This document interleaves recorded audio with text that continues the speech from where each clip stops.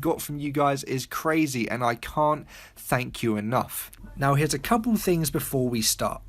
The very first weapon that we are going to pick up is going to be the stone hatchet. Now you can only get this weapon if you have completed the challenge in GTA Online, and the challenge for this was you had to kill 5 of these guys, and then you'd be able to pick up the hatchet, and you'd have to get 25 kills with the hatchet in order for it to spawn in Red Dead Redemption 2. And secondly, we are going to be picking up 2 items that we kind of previously picked up, but we haven't, if that makes sense. Last video we picked up the rusted double bit hatchet, and in this video we're going to be picking up the normal double bit hatchet. In the last video we also picked up the normal hunter hatchet, and in this video we are going to be picking up the rusted hunter hatchet. Both the same weapon, however completely different. But anyway guys, I don't want to waste too much of your time, so without further ado, let's get straight into the video. So for our first weapon, you want to head northwest of Strawberry, just above the Owenjilla Lake, and you will come to the native burial site. Now this can be inspected and it will add a location to your map. Anyway, once you get here, you're going to see these stones in a formation on the ground, and in the middle of these stones, you will be able to find the stone hatchet. Again guys, you had to complete the challenge on GTA Online in order for this to spawn.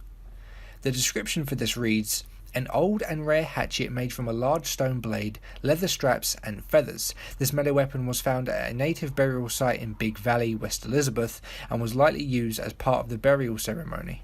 This hatchet can also be thrown.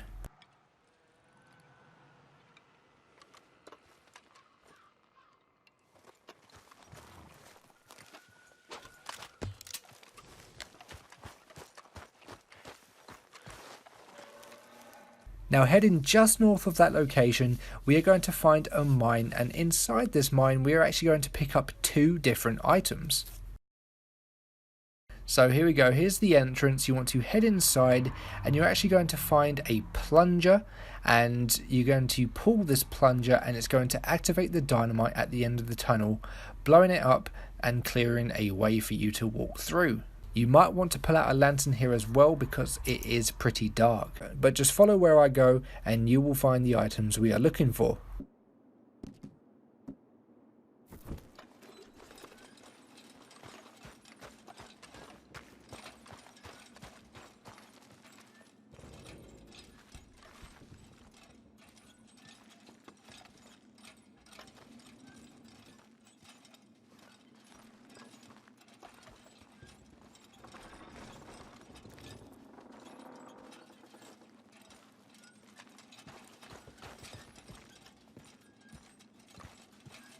So anyway guys, once you get to the end of the mine, we are going to pick up a wide blade knife out of a corpse.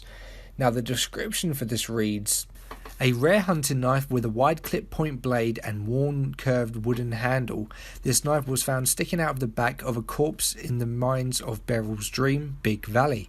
The previous owner of this weapon went to great lengths to prevent their crime from being discovered. Now also, just in front of where we found this knife in the body, you'll be able to find the miner's hat, which acts as a headlamp, and it is absolutely amazing for when you're searching around in the dark. You can put the hat on your head, go into first person, and it will shine a light directly in front of you.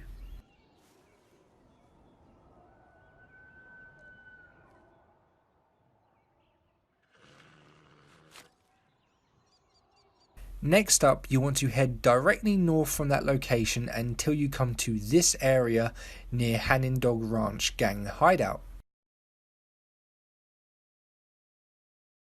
Once you get here, you're going to find what looks to be a hunter and a bear. They've had a fight. Clearly, no one has won this fight, but inside of the bear's neck, you are going to find the Antler Knife. And the description for this reads: a rare knife with a handle manufactured from the antler of a stag, and part of the blade snapped off near the crossguard. This weapon was taken from the scene of a fight between a large bear and a hunter, which occurred near Hanging Dog Ranch in Big Valley. Neither side won.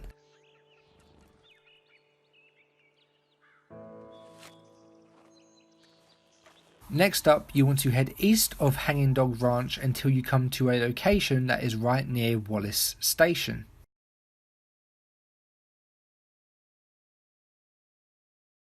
Once you get here, you're going to find what looks to be a chimney stack, as a house probably used to be here, and in the tree stump directly in front of you, you are going to find the double bit hatchet. This is not the rusted double bit hatchet, this is a normal version. The description reads, a rare hatchet featuring a double bladed head, one razor sharp side for chopping and cutting, and a dull side for splitting wood. This melee weapon was found in the tree stump near Wallace Station in Big Valley, and appears to be fairly new. This hatchet can also be thrown. From that location, you want to head north until you reach the top of Mount Hagen here on the map. Now, what we're actually looking for is in the M on Mount Hagen, so just put your marker there. And once you've reached the end of the road, you're going to be on this snow at the top of the mountain. Simply follow the path that I take. And down here on the right, you should see a frozen body. Now, if you go up to it, you can inspect it, and it will be named the Frozen Settler in your journal, and an icon will also appear on the map.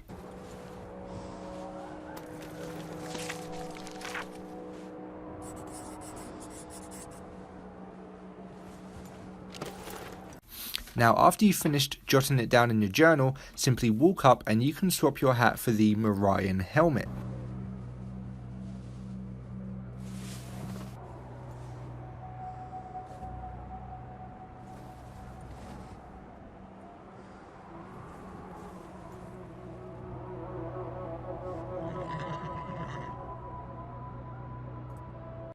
Next up, you want to head slightly northwest of that location until you reach Lake Isabella.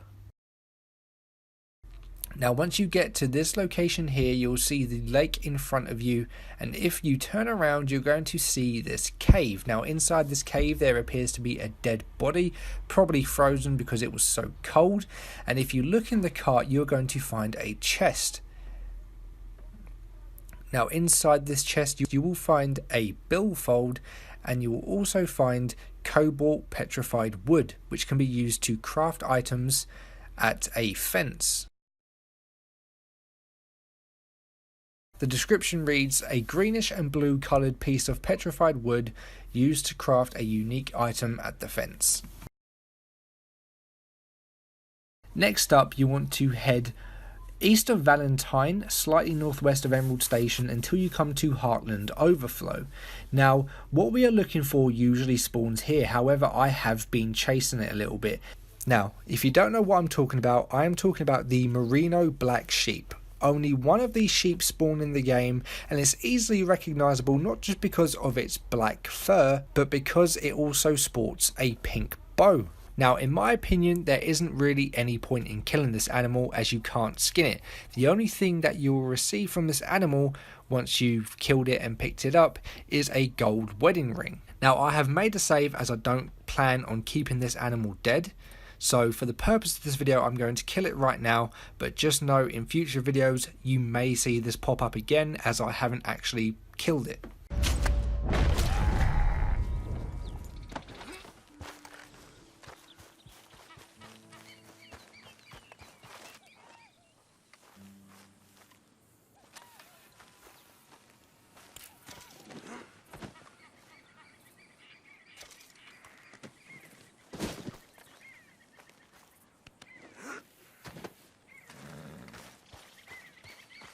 Next up, you want to head directly north from that location, and you are going to come up to Moonstone Pond. Now, once you get here, you're going to see a nice little pond right here. You're going to see what looks to be an abandoned, crushed house by a tree, but right in front of you on this tree stump, you are going to be able to pick up the Hewing Hatchet.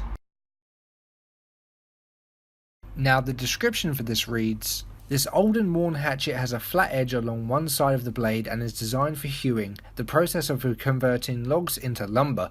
This melee weapon was found in a tree stump near Moonstone Pond in the Grizzlies, next to an abandoned shack.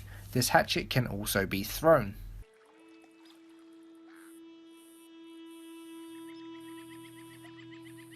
Now, for our next location, you want to head just east of Moonstone Pond, past Three Sisters, and you're going to come to this abandoned shack. Once you get here, you're going to find a tree stump, And inside this tree stump is going to be the rusted hunter hatchet, much like the hunter hatchet we picked up previously, except a rusted version. The description for this reads, a rare hatchet with a long bearded axe bit that allows for greater control when planing or shaving wood. The melee weapon was found in a tree stump near Three Sisters in the Grizzlies and has been worn by the elements over time. This hatchet can also be thrown.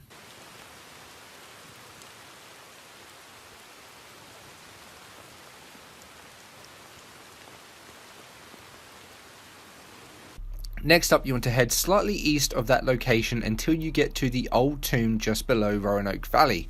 Now, if you've seen my previous video, this may look familiar to you, as we actually picked up a Viking Hatchet and a Viking Helmet here. However, there was an item that we missed. So, if we come down here, that's where we picked up the hatchet. And if we go inside, let me just pull out a lantern because it is pretty dark here. But if we now look on the shelf, that is where we picked up our helmet. Now, just a few steps down from here, you will find a shelf that has 4 skulls on. And if you shoot 2 of these skulls off, you can actually find a Viking comb. Now, as far as I know, you can't actually do anything with this comb apart from sell it. However, I would recommend keeping a hold of it just in case something does come up.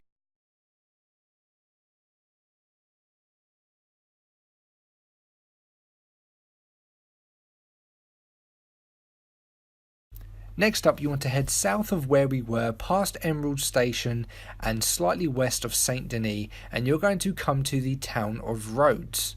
Now, if you come to this location in Rhodes, you will find an abandoned empty house. Now, coming up to the side of the house, you can find a door that you can enter, and upon entering the house and going to the back of the room, you will find an abalone shell fragment. This again is another item which can be used to craft unique items at the fence.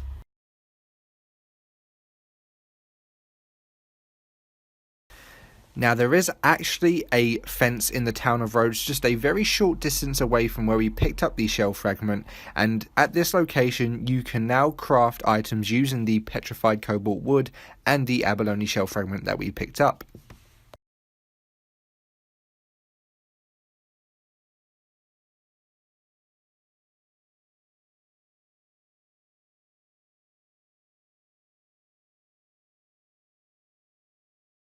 And once again, last but hopefully not least, you want to head west of Rhodes and you're going to find this island right here. Now, if you come to this location on the island, much like the pirate sword, you are going to find a broken boat. Now, what you want to do is enter this boat and you're going to head to the very back, climbing over a little bit of wood that's in the way.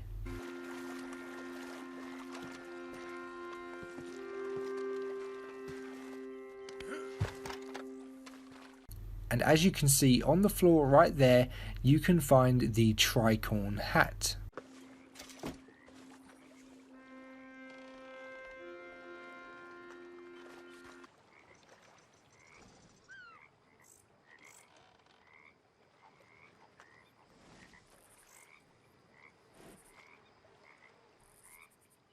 Anyway guys, with that being the final item, that brings us to the end of the video. Now, hopefully that's not all we're going to see of, unique weapons and everything like that. I am sure there is a bunch more for us to collect, but whether I will be uploading big videos like this with like over 10 different items, I'm not too sure. It may only be a couple of items in each video now, so it might be only maybe 2, maybe 3 or 4, maybe even only 1, depending on how many left there are. So hopefully guys, you can understand that, and hopefully you guys will just enjoy those videos either way. And speaking about enjoying videos, if you've enjoyed this video and if this guide has helped you out at all, then a like down below would be greatly appreciated, and if you could share this video around, that again would mean the absolute world to me. Now guys, if you haven't already, make sure you're subscribed and make sure you turn notifications on so you can stay up to date with absolutely everything I upload. But anyway guys, I hope you have a great day, and I'll see you all in the next video.